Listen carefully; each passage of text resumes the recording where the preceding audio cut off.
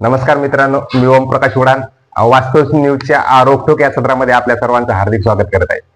आज आपण निवडणुकीच्या अनुषंगाने अत्यंत महत्त्वाचा विषय जो आहे तो चर्चेला घेणार आहोत आणि तो म्हणजे मराठवाड्यामध्ये सर्वात गाजलेला मतदारसंघ जो आहे तो म्हणजे घनसावंगी विधानसभा मतदारसंघ।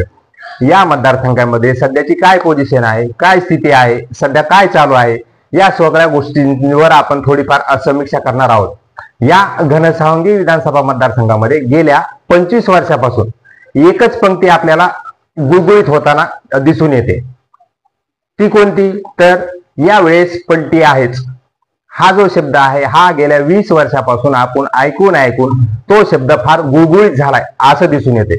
कारण माजी मंत्री तथा आमदार राजेश टोपे हे एका बाजूने निवडणूक लढतायत, त्यामध्ये त्यांना यश प्राप्त होते आणि गेल्या कित्येक वर्षापासून तीच पंक्ती आहे। या पंक्तीचा वापर होताना फार गुळगुळीत झालाय आणि या पंक्तीवर विरोधक जे आहेत आपली फार हवा आहे। यावेळेस पलटी आहेच या गोष्टींना डोक्यामध्ये ठेवून आपल्या प्रचार आणि प्रसारामध्ये मागे पडत असल्याचं दिसून येते। कारण आपण जर बघितलं सुरुवातीपासून माजी मंत्री अर्जुन खोतकर हे सुद्धा राजेश टोपे यांच्या विरोधामध्ये निवडणूक लढलेत। त्यानंतर माजी आमदार विलास बापू खरात हे सुद्धा निवडणूक लढलेत। याबरोबरच डॉक्टर हिकमत उडान हे सुद्धा 2 पंचवार्षिक ज्या आहेत त्या निवडणुका राजेश टोपे यांच्या विरोधामध्ये लढल्या आहेत, परंतु यापैकी कुणालाही त्यांच्या विरोधामध्ये यश आलेलं नाही। का? तर या 2 गोष्टी ज्या आहेत त्या प्रामुख्याने ऐकायला आपल्याला येतात। त्या म्हणजे आपली फार हवा आहे, जनता फार नाराज आहे आणि यावेळेस पलटी होणारच हा जो विषय आहे।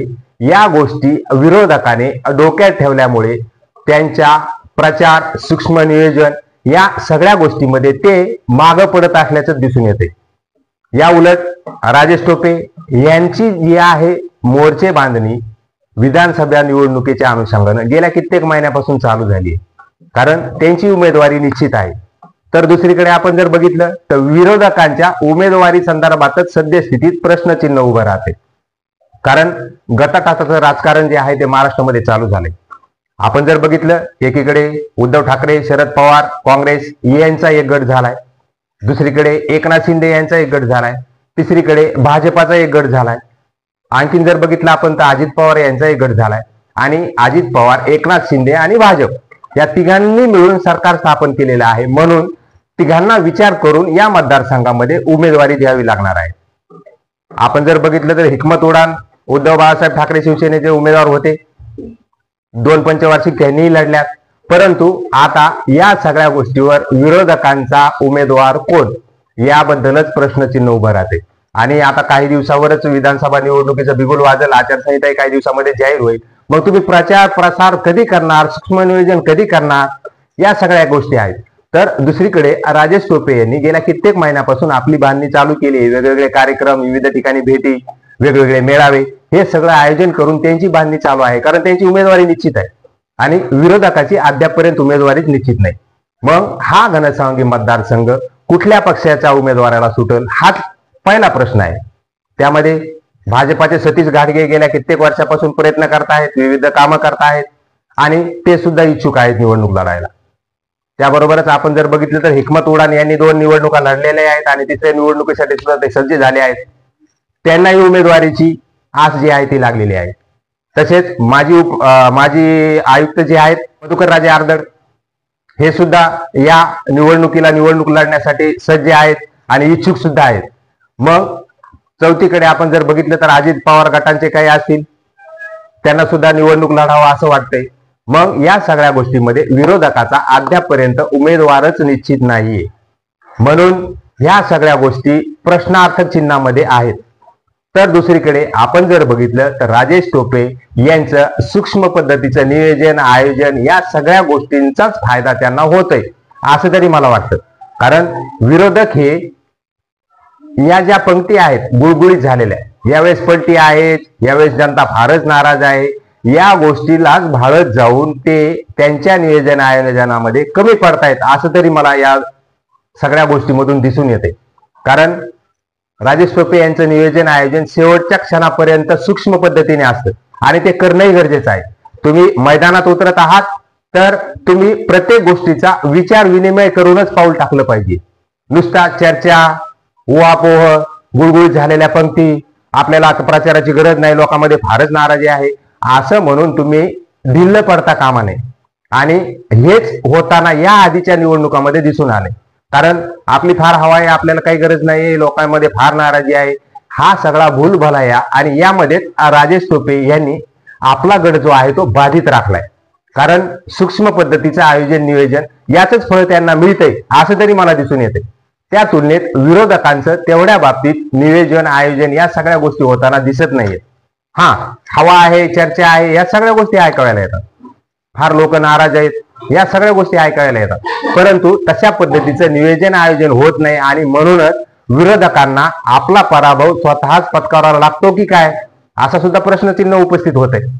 म्हणून विरोधकांनी ह्या सगळ्या जरी गोष्टी असल्या, आता सध्या विरोधकांची अद्याप उमेदवारीच निश्चित नाहीये, परंतु त्यांचे सगळे प्रयत्नशील आहेत, वेगवेगळ्या ठिकाणी भेटी देत आहेत, वेगवेगळे उद्घाटन करतायत, या सगळ्या गोष्टी जरी चालू असल्या तर अद्याप उमेदवारीच निश्चित नाहीये.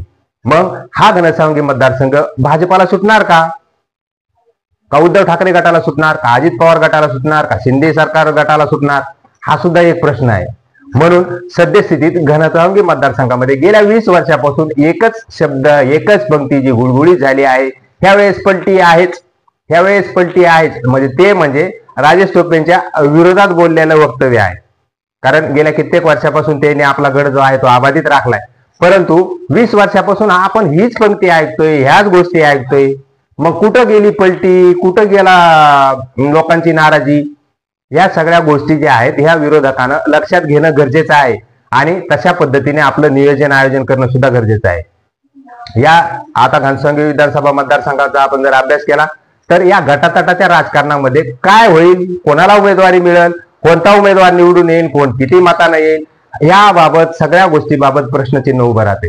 कारण गटतट जास्त झाल्यामुळे प्रत्येक पक्षाचा वरिष्ठ नेता जो आहे तो चलबिचल होतोय, त्यांच्या डोक्यामध्ये घालमेल चालू आहे.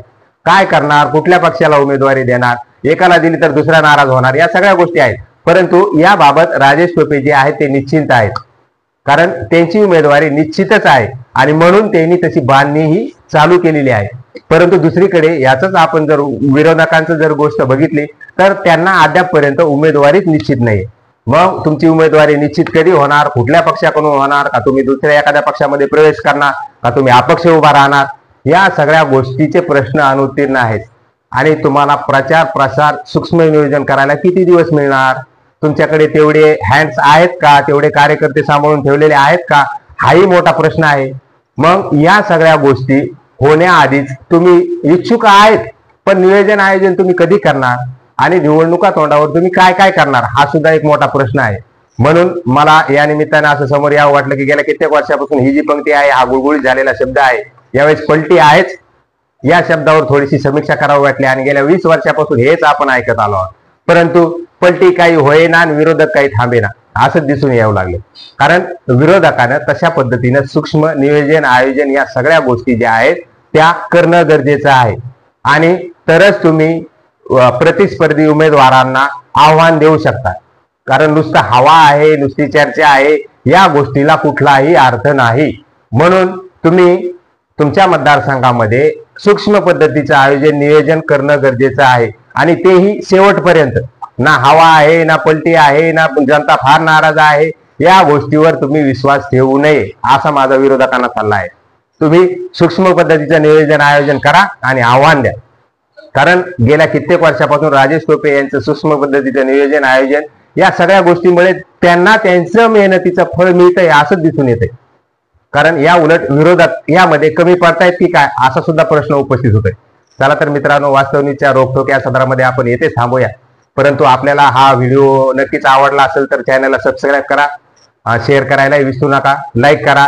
तसेच काही असेल तर कमेंट करायला सुद्धा विसरू नका. किंवा माझा व्हॉट्सअप नंबर आहे, व्हॉट्सअप नंबरवर काही आपल्या प्रतिक्रिया असतील तर त्या टाकल्या तरी चालतील. आणि वास्तव न्यूजच्या रोखोक मध्ये आपण परत असेच वेगवेगळे विषय घेऊन जे आहे ते भेटत राहू. तोपर्यंत नमस्कार.